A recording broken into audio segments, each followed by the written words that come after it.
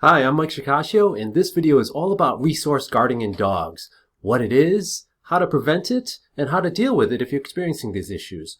But first, I got to read this disclaimer for you.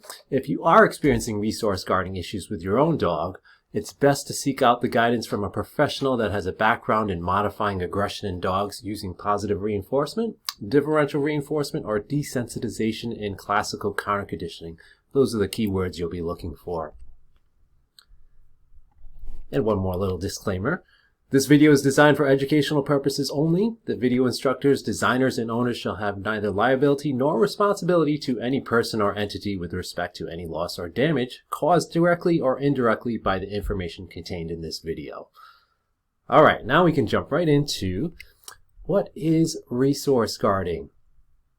So there's a lot of different definitions out there for this, but we can look at it as using growling, snarling, snapping, lunging, or even biting behavior to prevent a person or another animal from taking something they find of value. So it's a normal behavior for dogs, and since it's a survival instinct, they're protecting something that they've learned to do over many generations as a species to protect something of value. So it can often be offensive to us, especially if it's our own dog. If our own dog starts growling at us, or maybe even snaps at us, or even bites us, and that can certainly take a toll on our relationship with the dog. But we do have to understand that this is very normal behavior for dogs to exhibit, or other species. We do it as humans too. We've seen it recently in the COVID-19 crisis, how we resource guard things that we might find of value. And so it's a primal emotion in the sense that we use guarding of something of value to protect our resources. Now there's common types of guarding. There's the most typical one we see is with food or ingestibles. Sometimes we see it with toys and other objects, and I differentiate between objects and stolen objects because some objects could be items the dog is allowed to have, and then when we go into stolen objects, I just define it as things the dog takes that we might leave out, and then so shoes and socks and things like that would fall in the stolen objects category. Locations can be another resource that dogs guard, dog beds, couch space, certain areas of the home sometimes. Dogs might also guard people, and they might find you of value, or someone else in your family, or someone else the dogs know. They might find them valuable, so they would be willing to protect that resource. And sometimes you have combo or generalized guarding, where you start to see dogs guard more than one category of object. Or so you might have a dog that guards food and their tennis balls and maybe their dog bed. Sometimes we start to see it generalized, meaning it starts to carry over into many different categories. And just a little note on handling. Also, we might see dogs who have resource guarding issues also have handling issues. And what handling means is dogs that are being pet or having their collar touched or having their paws handled. Basically anything what we're doing to handle the dog, whether it's taking care of them or just moving them from point A to point B. Sometimes you see that also happening at the same time or in conjunction with resource guarding issues. And one other type of category that we might see, we could see some dogs guard their own vomit or even their own stools, which is a little gross, but we do have to, we can treat the problem the same way, and we're going to get into that later on in the video. Some additional factors that can make it more likely for resource guarding behaviors to happen are the value of the items. So right now, toilet paper would be a very valuable item to a lot of humans, and it depends on what it is for the dog. Some dogs will find their bowl of food very valuable, while others might not be as likely to guard their food because it's not as valuable to them. And the next thing, I'm probably going to be the most technical term I bring up during this whole video. It's motivating operations.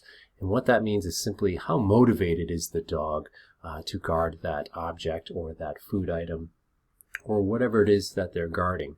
And there's factors that can make it more or less likely depending on the time of day or how the dog is feeling. So a good example is a dog that maybe hasn't eaten all day or has gone maybe even more than a day without eating, they're going to be much more hungry, which is going to make it much more likely for them to guard something that's a food item.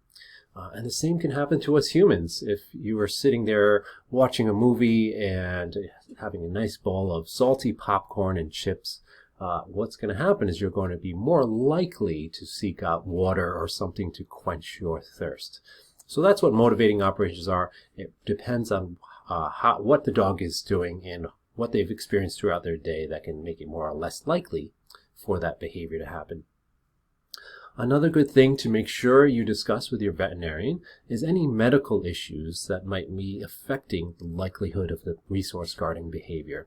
There's quite a few underlying medical issues as well as medications that can increase hunger or thirst. And so we want to make sure we rule those out before we start working on the behavior change part of things. Because if we don't address the underlying medical issues, we're not going to do much to change the behavior. One other thing is to look at is what are the people or other animals doing? So if a dog has a long history of guarding something from a person, a particular person, based on what that person or other animal has done, they're going to be more likely to exhibit the behavior in the future towards that person. And it oftentimes has to do with what that person or other animal has done in the past. And I just want to cover some of the common misconceptions. So if you go online and search for resource guarding, you're going to see a lot of different beliefs and thoughts and opinions about what resource guarding is. Some of the common misconceptions can include, just give a million toys, or just leave the food bowl out all day, or just make sure there's plenty of resources around. While that can be helpful in some cases, it doesn't solve the issue in most cases. So if we give a dog 1,000 tennis balls, we might create an issue where the dog starts to try to guard all 1,000 tennis balls.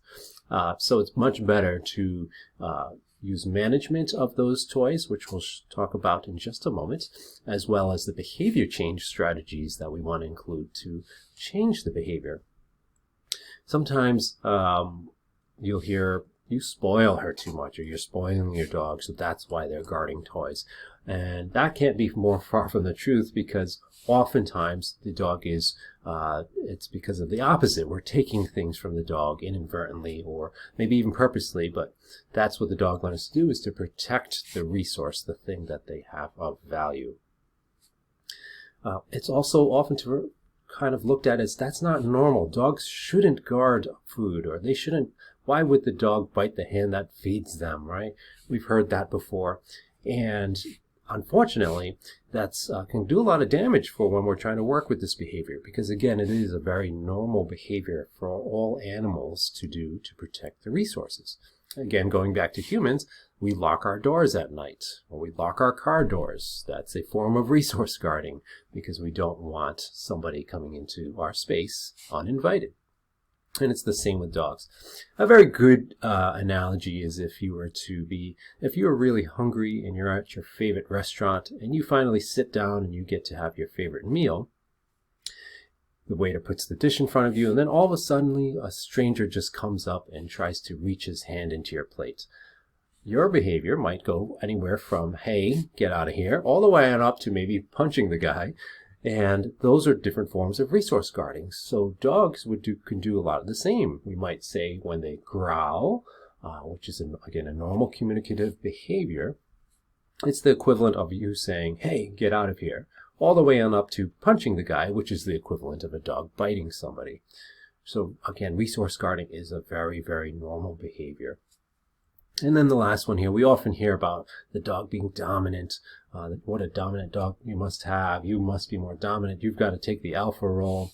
And that's, again, very, very dangerous advice, because so oftentimes if we start to escalate our own behavior towards the dog while they're guarding something, they might also escalate. And it becomes this battle of wills that is unnecessary to change the behavior.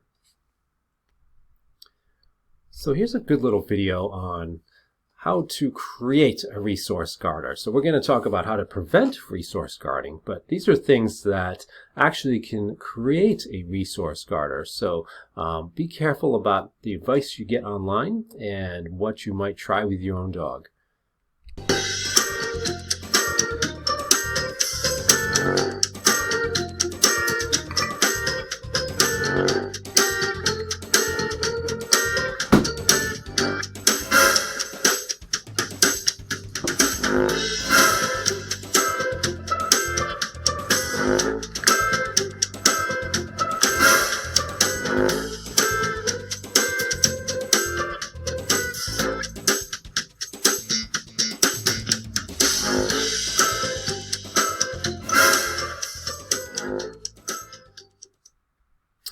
So you might have read some of those types of advice online, but of course those can make things much worse if the dog is feeling threatened about somebody taking something of value from them.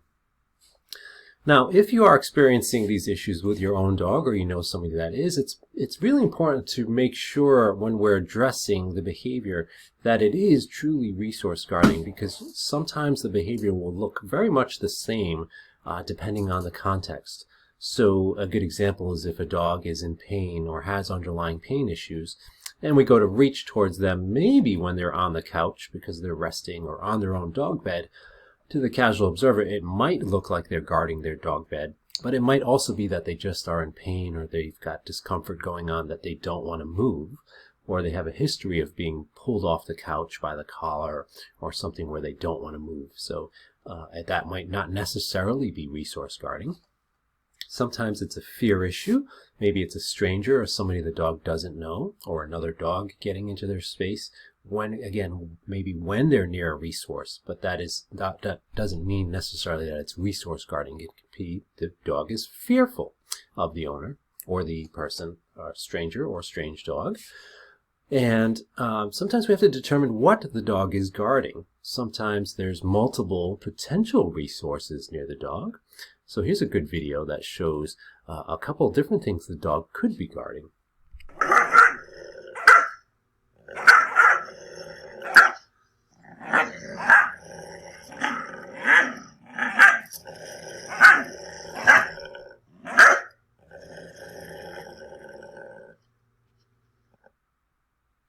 So is the dog guarding that purple eggplant stuffed toy, or is it guarding the couch, or is it even guarding either of those objects? Is it the puppy that's barking that the dog is just trying to make go away? So there's a lot of different potential reasons, and that's why it's important to really do a good overall assessment of the behavior to understand what's going on. And that's where a professional can help you determine the actual reasons for it. So the next thing I'm going to look at is the body language of resource guarding. It's going to be very similar with many dogs. They're going to display a lot of the same types of body language when they are resource guarding. Freezing is a big one, where they stiffen up and kind of hover over or lower their head near the resource. You don't usually see the overt barking and lunging and those kind of behaviors right away. That can happen if you get close enough to the resource. But a lot of the times you'll see this freezing behavior. You're also going to see what's called an agonistic pucker, or where the lips retract, and so it becomes like a C shape around their mouth, and where they're showing their teeth as well. So here are a couple good videos demonstrating a freeze, and the second video has a great agonistic pucker.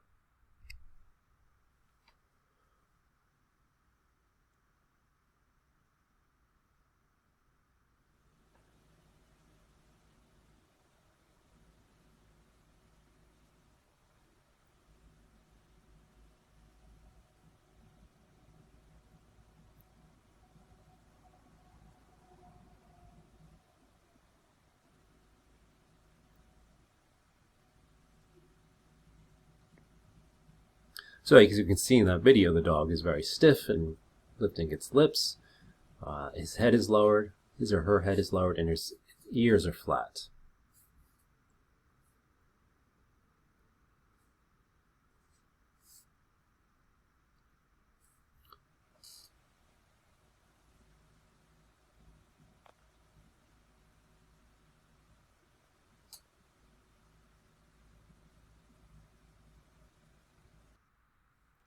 And here's another video demonstrating the freeze.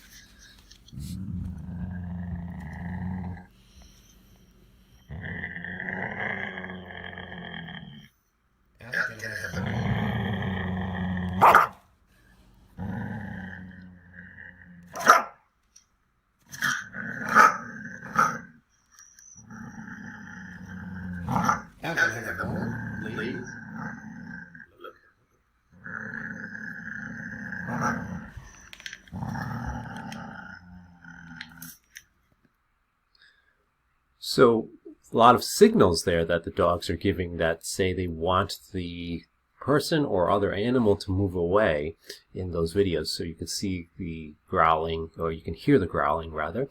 You can see the agonistic pucker, which is the dog retracting its lips into a C-shaped pattern. You can see the wrinkles in the nose because of the growling and lifting the lips, and the ears flattening, and that very characteristic freeze of when a dog is resource guarding something. So those are the signals to watch for, and you'll be able to start seeing even more subtle signals when a dog is guarding a resource. And once you get good at paying attention to those signals, we can modify our own behavior in order to change the behavior for the dog. And we're going to talk about that in just a moment. But the first thing you want to do is recognize it before the dog needs to escalate. And the best thing to do is move away when the dog starts to growl, because we can always change the behavior later. We don't need to escalate it now when the dog is doing that. It's best just to move away. And we actually want to reinforce those lesser behaviors on this behavior scale of aggression. So in other words, if the dog is growling, that might appear offensive to most people, our own dog growling at us. Again, how dare they do that to the person that provides them all these bones and goodies and toys. But it's great communication for the dog to growl, because it's giving me plenty of warning to move away so they don't have to escalate to biting. Again, it's the same as if we were told somebody not to touch our stack of cash at home, or to keep their fingers out of our French fries. It's the same exact communication. That way we don't have to escalate our own behavior. So some preventative things you can do when you're first starting out, if you have a puppy or you're bringing home a newly adopted dog, or if you're bringing home another dog and you have another existing dog in the home, a big part of it is preventative maintenance. So you're going to see some techniques later on in this video where you can apply that to dogs even if they're not guarding. So you can help to prevent resource guarding from starting to occur in the first place by applying the same techniques even if you have a dog that doesn't guard. And when you have newly adopted dogs, so you might be adopting an adult dog and it's not a puppy, you can do the same thing with them, because the same principles will apply to making sure we maintain a dog that doesn't resource guard. And if you have a dog already and you're bringing one home, one of the best things you can do is start to manage those resources well. So if you're feeding them, feed them in separate locations. Or if you're giving them bones or stuffed Kongs, or any other new toys, it's best to give them those in separate locations so they don't feel the need to compete over those resources. When you're first starting out with, if you're going to start modifying this behavior, you want to make sure you do things safely first. And so safety can be as simple as controlling the resources so they aren't available all the time, in the sense that, let's say for instance, you're feeding the dog. You can feed the dog in a separate area of the home where nobody's going to go near the dog. And once the dog leaves the food bowl, that's when you would pick it up and put it away. Same thing with other types of chewables, some bones and rawhides or bully sticks and those kind of things. We want to make sure that we're giving them separately. And in the meantime, while you determine if you're going to go with a behavior change strategy, it's best to, again, prevent rehearsal of the behavior. And what that means is being really careful we don't trigger the behavior in the first place, because every time a dog does that, even if it is growling, we are allowing them to rehearse that and practice that behavior. And any behavior anybody or any animal practices will just get more strengthened over time because it's being inadvertently reinforced. So while, yes, you will reinforce the growl by moving away, we don't want to keep continuing on that path. So preventing rehearsal by really understanding what the dog's resources are, managing them well, and not approaching the dog or keeping other animals, and especially children, away from the dog when they have those resources. So some of the safety equipment you can use for when you start using these techniques that we'll see in just a moment are things like baby gates and exercise pens. And the reason why is you can work safely on the outside of it. So if, for instance, you have a dog in one room and you have a dog that is likely to leave the resource to maybe snarl or chase after you, you're going to want some layer of safety in place. And again, if you are experiencing resource guarding issues with your own dog, or you know somebody that is, and the dog has been, it's best to seek the advice of a professional for that particular issue. So again, getting back to the baby gates and exercise pen, these are layers of safety you can put in place while you're working on changing the dog's behavior. And you'll see some setups in just a moment what that looks like. One other general safety barrier we can put in place are muzzles. The issue with muzzles, though, with some of the resource guarding cases is that the dog is not able to take food through the muzzle in some cases, or we're not able to do much of the behavior change depending on if the dog can take food through the muzzle. So you might determine in your case whether that's appropriate, because we might need to use some other type of setup. So when a dog does have something, say if they, for instance, they do have a history of stealing something like socks or shoes, the first rule of thumb is not to chase after them if they have those objects. That's something we could do to inadvertently make it worse, make the behavior worse. So for instance, if the dog steals your socks or maybe a shoe, and we go running after them, and we try to grab that out of the dog's mouth, what happens is that they start to learn that that object is much more valuable. In a sense, they're thinking, what is it about this thing that my owner gets so upset about or starts chasing me around the house? This thing must be valuable. And what happens is that can actually inadvertently increase the likelihood for them to guard that object. So a lot of stolen objects fall into that category. Things like, again, shoes or glasses or gloves, those kind of things will start to become more valuable to the dog if we continually chase after them and try to pry it out of their mouth. One thing you can practice instead is teaching the dog to voluntarily give that item to you in exchange for food or something of higher value than what they have. And that's why it's best to start this in the beginning, because if we have a dog stealing socks and then we chase after them for many months for stealing socks, we've inadvertently increase the value of socks so high, sometimes it's difficult to find things to exchange for that item. So if you can start preventatively, if you have a dog or a puppy that does take objects, number one, manage those objects so the dog doesn't have free access to them all the time. And number two, teach them to bring those objects to you, or teach them that you're going to give them something of higher value if they give that object to you. So in a sense, they're retrieving those things for you. But it's far superior to trying to just grab and snatch those things out of the dog's mouth. So if you have a dog that does grab something and you want to get the object away safely, the best thing to do is, again, use something higher value. Usually it's food, some high value food item, and you're going to toss that food slightly further away from wherever the object is after the dog has dropped it.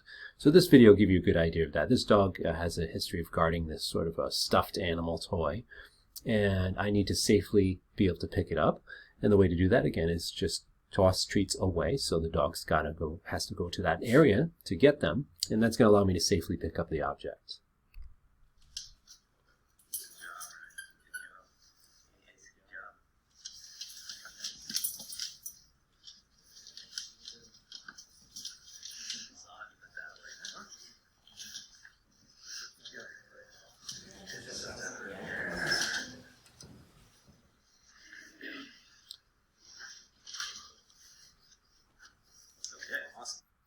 So there's a couple things happening there.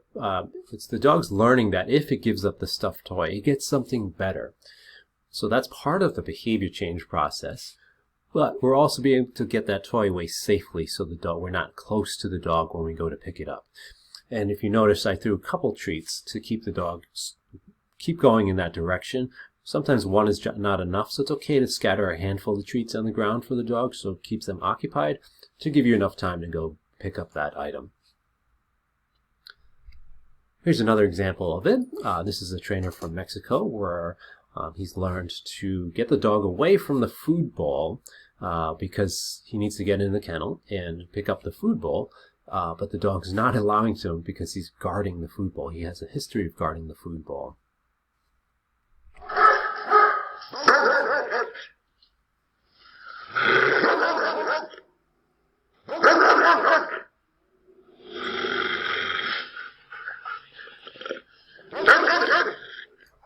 That Michael teach me. I want to take off the ball, and this dog show aggression. I will give him a treat because he go away from the door. Come on.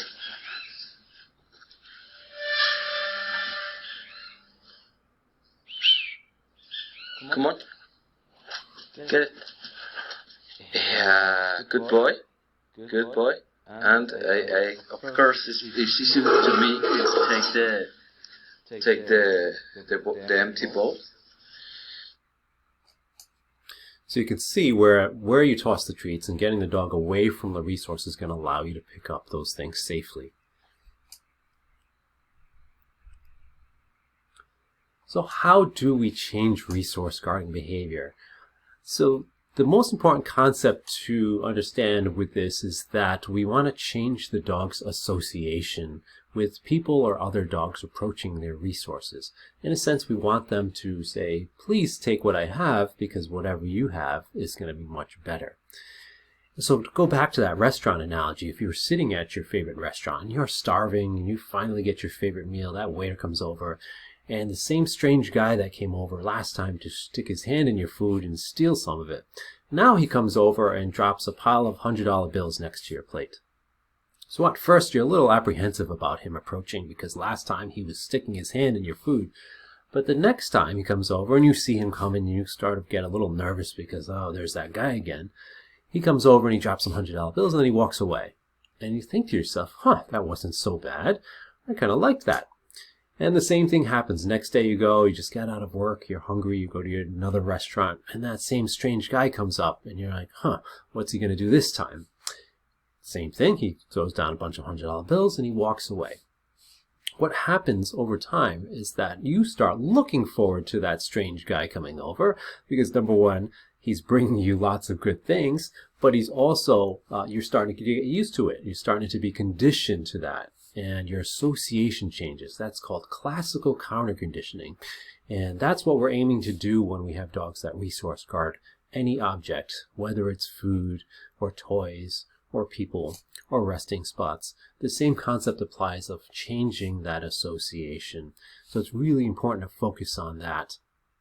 And that's how it would apply for most types of resource guarding. So that's the beauty of this, is that it's very universal in the sense that we can apply the same technique to many different scenarios.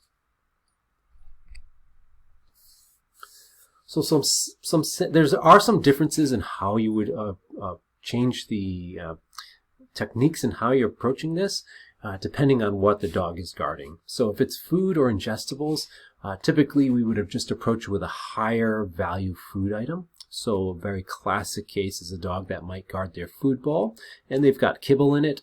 I'm going to approach with something of higher value. So it might be chopped up hot dogs or cheese or whatever you think your dog would really, really like above and beyond the kibble is what you can do to approach. And I'm going to show you some video of those actual techniques in just a moment. With toys, we also would approach that the same way in terms of approaching when the dog has a toy that might guard, and we're going to, again, give them something of higher value. And we don't always need to take that toy away. It can just be the association learned that when people approach or around me when I have my toy, it's a good thing because they're bringing me something better.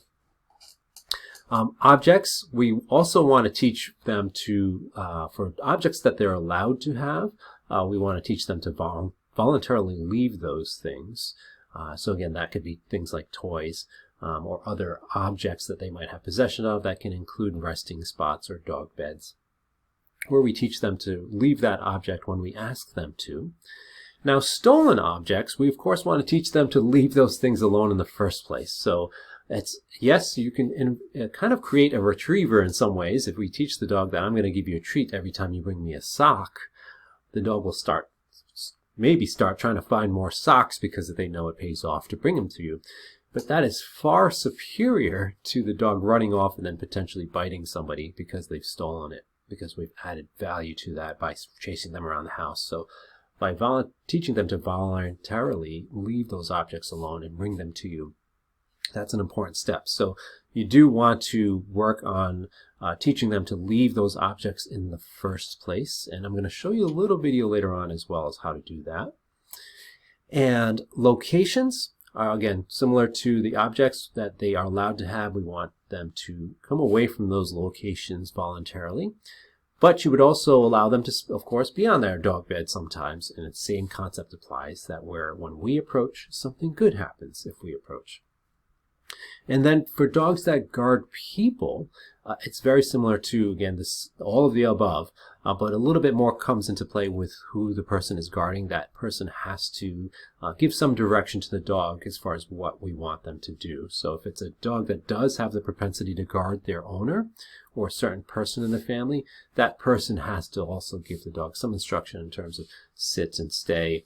So it's a little beyond the scope of this video, but the behavior change principles are very much the same. It's changing the dog's association with a person or another animal approaching the resource. So the 5 keys to success for carrying out this behavior change plan is, there's 5 variables we want to consider. And the first thing you always look at is distance. And with resource guarding cases, there's not much distance to play with in terms of how we're working versus some of the other kinds of cases. So for instance, if the dog's near their food bowl and they're eating, sometimes we might need to start from 10 or 15 or even 20 feet away with those cases and gradually decrease distance over successive sessions. We don't want to start the first session standing 1 foot next to the dog because that's often too much. It's too close. So remember, distance is always going to help you make sure that the dog is successful, where they don't feel the need to growl or lift their lips or snarl or snap, because we've given the dog enough distance. So going back to that restaurant analogy, if the stranger was to approach and toss a bundle of $100 bills to you from 10 feet away versus getting right up to your plate, hovering over it, standing there and waiting for a minute or two before showing you the bundle of hundreds, it's going to be a little bit more anxiety producing probably and stressful. So the same thing applies to our dogs. We set it up for success by making sure there's enough distance when we're first starting out. Intensity simply means what that person or other dog is doing. So if the guy in the restaurant, strange guy, came running over to you with his hands up in the air, reaching towards the food plate, and then he went to grab the bundle of hundreds, it's probably too intense for you at that moment. So same thing for dogs. If I come running up and reaching towards the dog, they might find that too intense, so they might not be expecting the higher value item to happen. So we always start with a lot of distance and keeping it real low-key with what we're doing. Variation means we need to do different setups. So for a dog that guards their food bowl, we would start out by approaching from one direction at a long distance away with very little intensity in what we're doing. But once we replicate that and the dog starts to show progress in that one context, we need to add some variation to it. So approaching from different angles, at different times with different speeds, and gradually adding intensity. It's important to do that. So you start to do what's called generalize the concept. It's teaching the dog that it could happen from different angles. It could happen at different times. And that's really helps the dog make that conditioned association that when people approach, it's a good thing. One of the most important keys is the value of the item you're using to work on this conditioning process. So if I have got a dog that's eating kibble out of their food bowl and I come over and just toss more kibble, You might get away with that sometimes, but it's going to take a lot longer than if you approached and you have something much more valuable. So you know your own dog, and you can experiment with what your dog really, really likes. And you want to use that for when you're working with the resource guarding issues, because that's going to allow you to make faster behavior change. If that guy at the restaurant came over with a stack of $1 bills versus $100 bills, we're going to get much more value out of the $100 bills for us. And then what we have here is called maintenance. Maintenance is that after you've made the change in behavior, you don't want to just stop there. You want to continue with the maintenance over the dog's life for preventing this.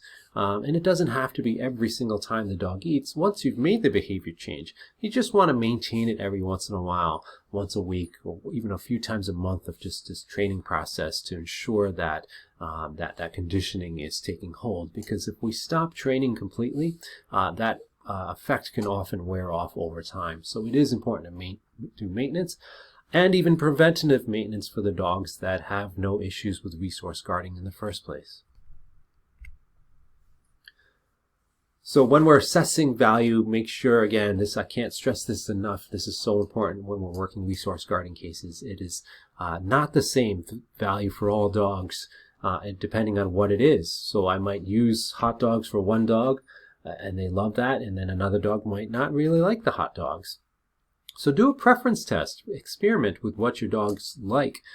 You can take a couple different items. You could put cheese down on the floor and hot dogs on the other side, and repeat that process. Have your dog sit and wait, and then put some cheese down and some hot dogs down. See which ones the dogs go for first consistently. You'll get an idea of what your dog values the most. And then novelty, remember that as well. As if you bring home a new toy and you have a dog that guards toys, sometimes the new toys will have much more value because they're new, they're novel to the dog versus the basket of toys the dog already has. So keep that in mind as you go along. If you switch foods, or if you have again something new to the dog, that can be much more valuable. So remember that concept of motivating operations, that fancy word I was talking about earlier on. That can play a role where the dog is much more motivated to guard this shiny new toy versus the basket of toys it's already had. So how do we know when this is working? When we're using the techniques of approaching with higher value resources or higher value items, how do we know it's working? And one of the best ways to tell is the dog's body language. So you saw earlier on in the video the dogs that froze and were snarling and showing their teeth. That's a very clear indicator that the dog is not happy about somebody approaching. Now, what we can do is when we start to see the opposite, the dog starts to display the opposite body language, which is instead of lowering their head towards the resource and freezing, they lift their head up and out of the resource or away from the resource. Their eyes go softer. Their tail starts to relax a little bit more. Now, a little note on wagging tails. Don't just look at the tail, because wagging tail doesn't always mean they're happy.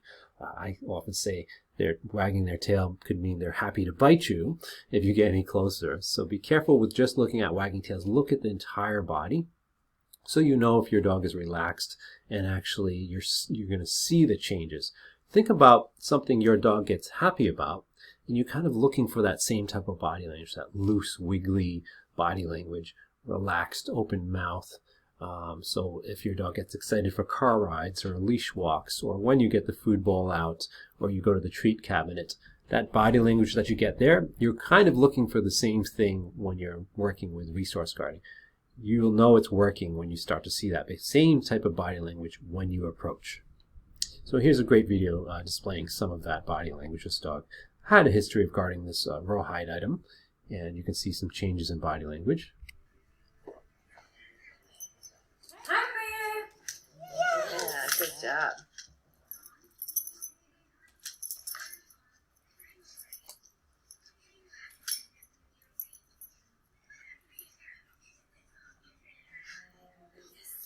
So you can see open mouth, relaxed eyes, voluntarily leaving the resource. There's a lot of nice indicators there that says that dog is starting to change how it feels about people approaching or being nearby that rawhide.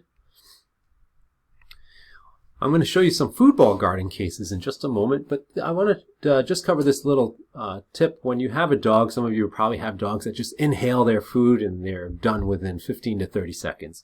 And that doesn't give us a lot of time to practice with the food ball. And so you can buy some of these slow feeders when you need to buy yourself more time during the training session. And you can do multiple training sessions by simply splitting up the dog's meal. So I might do split the meal into quarters and give a quarter cup or whatever the portion is you're feeding into that slow feeder bowl and put the ball down, and then I can practice with modifying the behavior over 4 sessions rather than just one quick session. Also, if if you need to use soft food or something that is messy, you can use a plate and you can set that down. You can use a yoga mat if you're using, for instance, say the dog is on a raw diet or eating soft food and you need to use something high value like a soft food with something maybe even juicier mixed in. You can use something like putting it on a plate and just sliding that near the dog, or even just spooning spoonfuls of the wet food onto a yoga mat or something like that, just so it doesn't get too messy on you. So here's the first video in a series of food ball guarding videos. First thing you might try to do is call the dog away from the resource and to get the food from you, so the higher value item would be in your hand. And you would call the dog away from the food ball. Now, this is just one of 2 different techniques I might employ for food ball guarders. And one of the reasons I call the dog away, so I'm not approaching at all in this particular case. So you can use the cue of the dog's name to call them away from the resource. That's one way. And this could be, you could replace this food ball with dog bed or dog toy in the sense of a resource the dog could be guarding.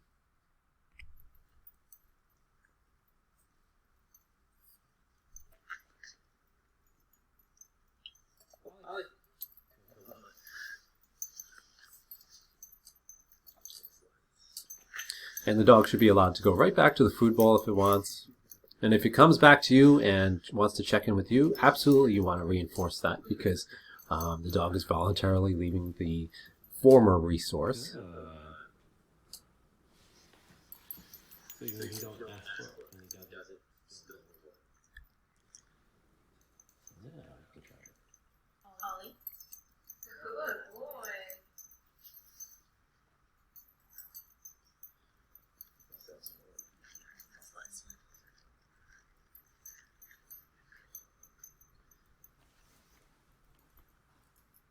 Ollie.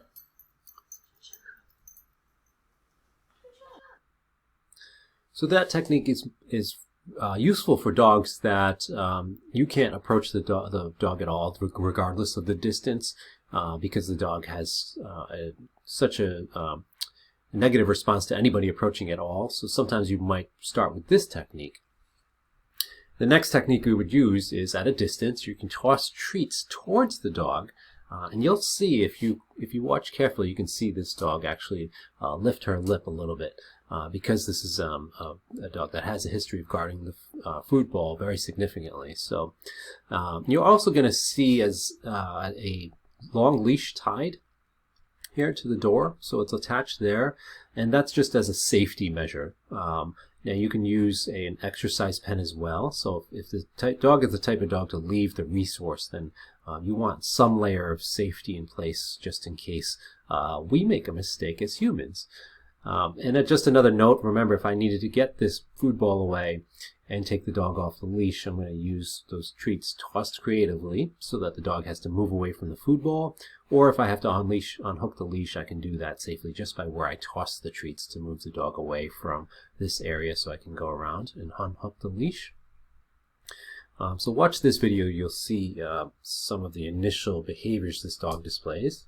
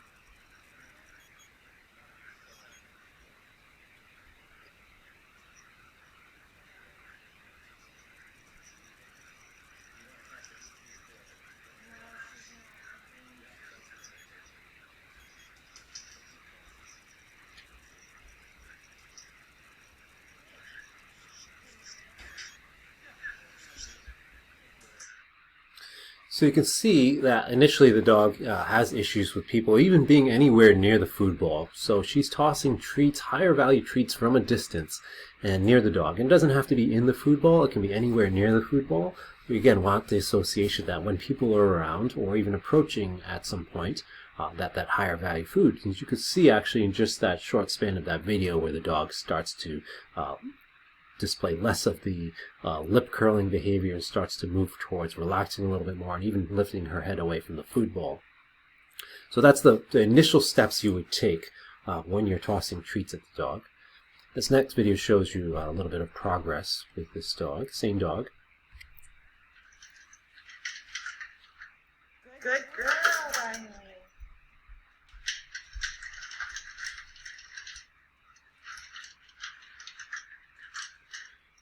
Good girl, bro. Good girl. So the progress there is with over the span of about a month or two in terms of daily sessions working around the food bowl. And you can see a much better change. The dog's lifting her head out of there to as if to say, what do you got for me? And the owner's much closer and they don't need the leash for safety anymore at that point. Here's the same dog also having issues with paper towels. So one of the objects she steals is paper towels. And one of the things you can do, of course, is make sure that you work on the classical conditioning side of things, that when people are around the paper towels, good things will happen for you. So high-value treats will happen if I approach when you have a paper towel. But at the same time, we want to, of course, teach dogs not to take paper towels in the first place. So one of the things you can do is actually reward the dog or reinforce the dog for voluntarily leaving the paper towels. And that's something a professional can help you train, but you can also start to train this with basically teaching a very basic leave it cue and then removing the leave it cue once the dog starts to do it voluntarily. So that's what happened in this process. She does here. Good girl. Good.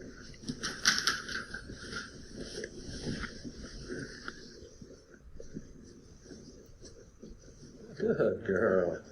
Good job. And here's a little bit more of that. Good. So she looked at it, looked back. That's what I'm looking for. She's voluntarily. Yeah.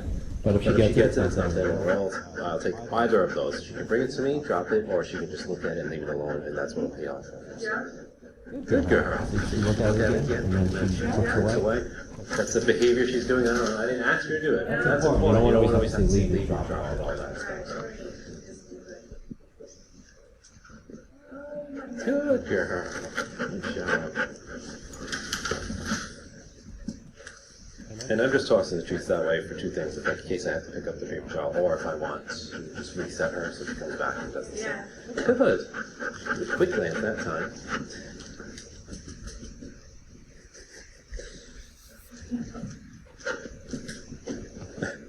Just bring the treat back.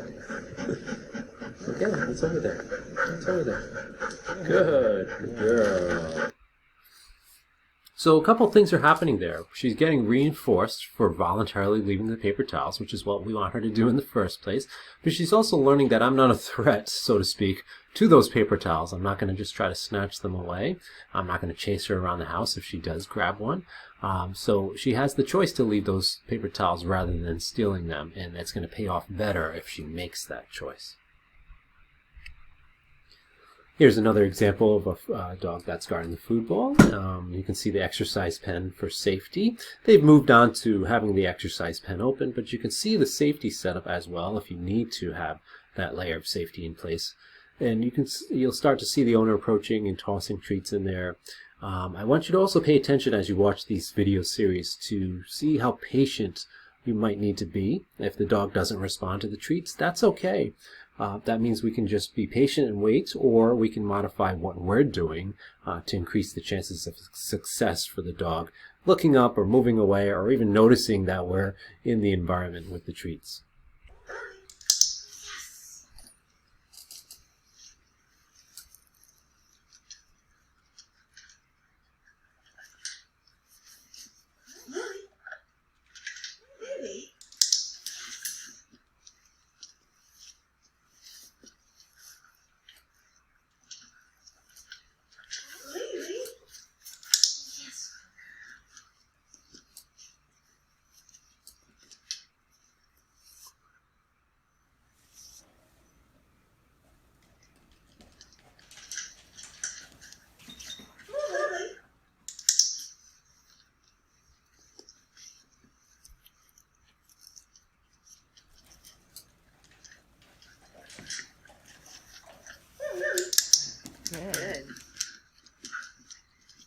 Do you see that time she looked up and started coming before you even said Lily? That's good. That's good. So this one's a combination of using the dog's name as a cue to move away from the resource, but also the owner is approaching. So there's two elements going on there. So you saw in the first video we didn't have the owner approaching at all, and then the second video, same thing, but we didn't use the dog's name. So again, there's two different concepts that can happen at the same time, where you use the dog's name to call them away, or you can approach, or you can do both. It really depends on the dog in the case, but both concepts can work wonderfully. Here's the same dog moving on along in the series. Pretty exciting.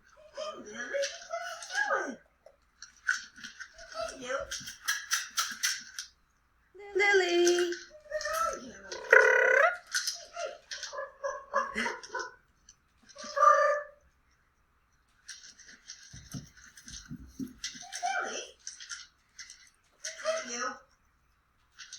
Yeah, so when that bowl is full, she really It's different. has, She has a different yeah. mindset. Hey, Lily. You. So you can go ahead and toss one in there just for being present. Don't go closer. Yep, just kind of stay where you are. Oh, yes. No click. So you can see the nice adjustments that owner made, pausing and not trying to push things and being patient there. And then just going back to just the approach, and it predicts food happening. So that it's absolutely okay. If the dog is not responding to their name, you can use just going back to one part of it, which is just approaching, still predicts food, and you still have the classical conditioning element coming along there. Same dog in the series, you'll see some nice progress. Yes. Good girl. Good girl.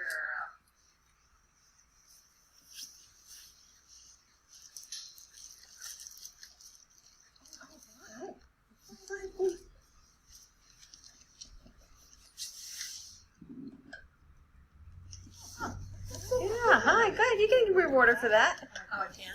Yeah, because she chose to disengage on her own. Yeah. Good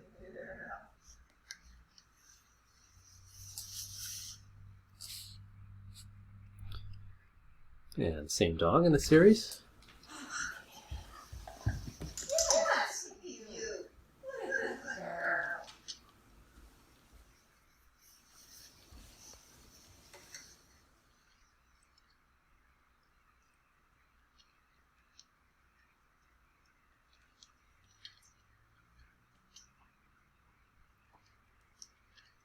Yeah, so do you see how like the shreds leaves all the Yeah. so if it's not totally cleaned up and you were to walk over there, she may find that something to worry over. Yeah.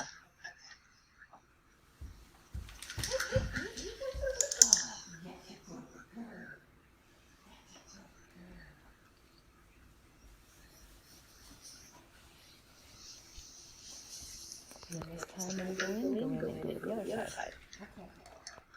We're just going to do different angles.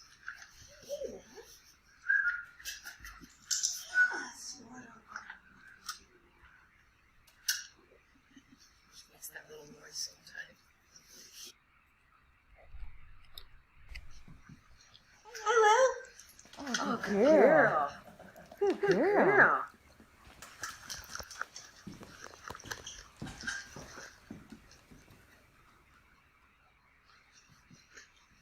Hi, Lily.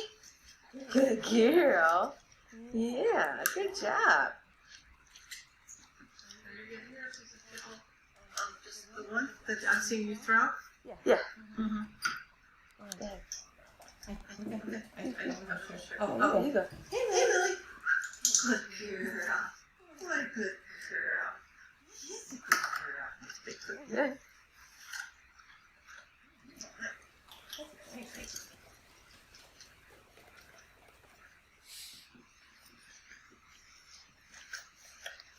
Hey, Lil. Hi. How are you? So So you can see the gradual progress in decreasing distance, taking their time as far as decreasing distance and making sure we're seeing her voluntarily lifting her head out of the food bowl or lifting it out of the food bowl when she's cued to do so by hearing her name.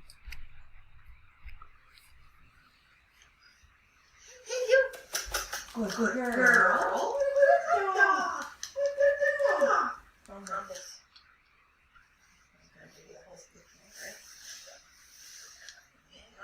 That's it. She'll find it on her own.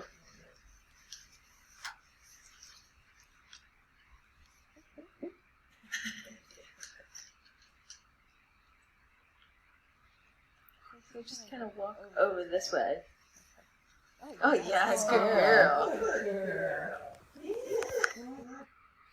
So that's a way to actually also see how things are working, is that once you start not having to say the dog's name, the dog starts to hear you approaching or can see you approaching, and they start to move away from the resource.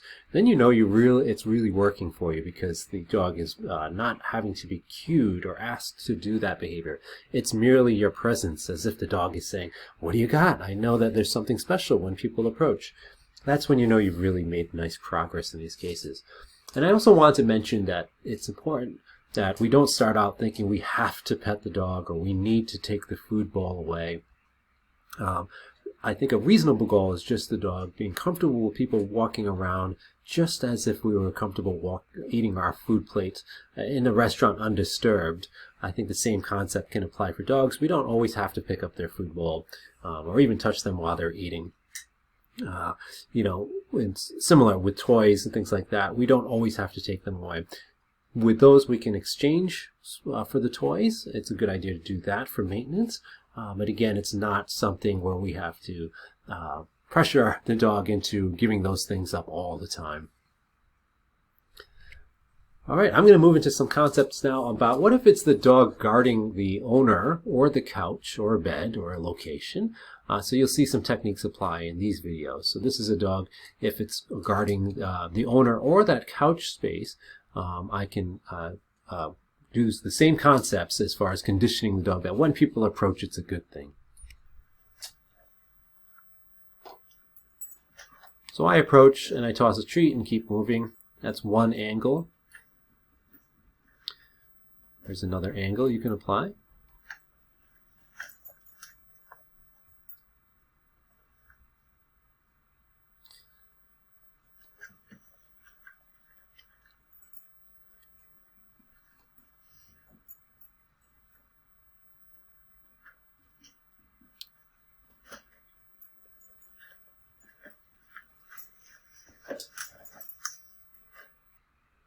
So if you notice, it's a very tight space here, so you can, if you pay attention to the positioning too, that'll be very helpful for you.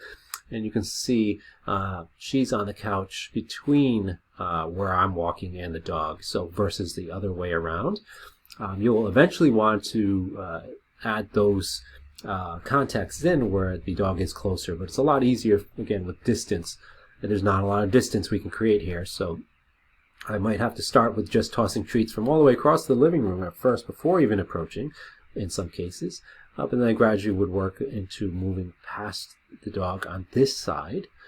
Then eventually I'll be passing on the other side.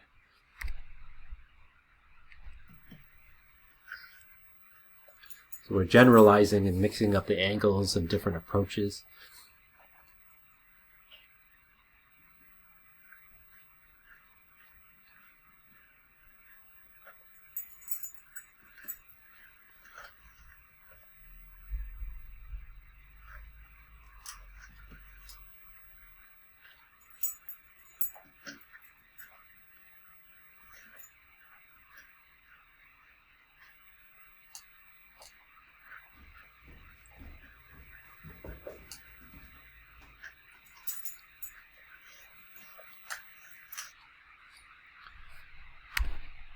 And now a different angle again.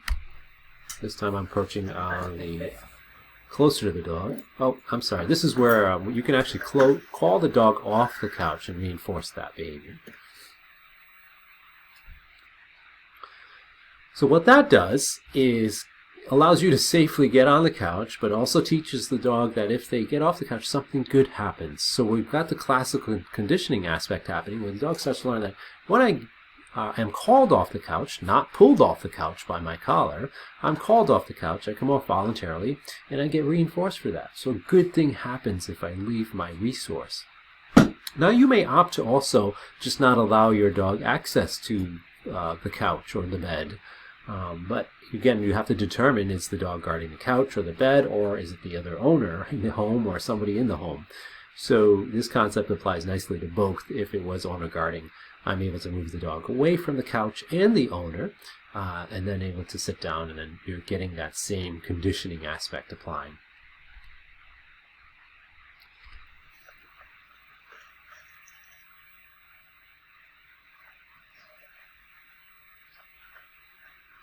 And then your eventual goal is to be able to sit down next to the dog, of course, and the owner. You're looking again for those conditioning aspects to happen. So here is one more video on what it looks like. You'll see this dog guards the couch and food toys that it's chewing on, so they've worked on this. And you can see the conditioned change in the body language. The dog starts to get happy about when the owner approaches. And this was only over the course of about 2 weeks of them practicing this.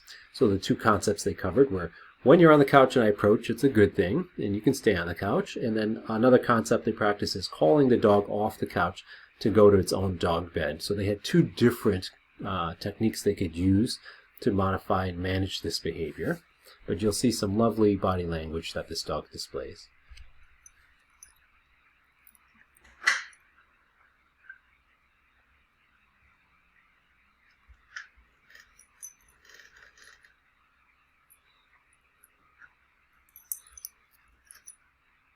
So quick, the dog lifts his head away from the resource once he hears the owner coming out, and gets up and anticipating in a nice soft tail wag, kind of expecting something nice from the owner, which is showing you that the conditioning aspect is working there. So I'm going to just put up my contact information there. If you have any questions, feel free to reach out, and I'm happy you joined me for this video. And take care, and I hope everything goes well with your own cases, and please don't hesitate to reach out to a professional if you do need assistance.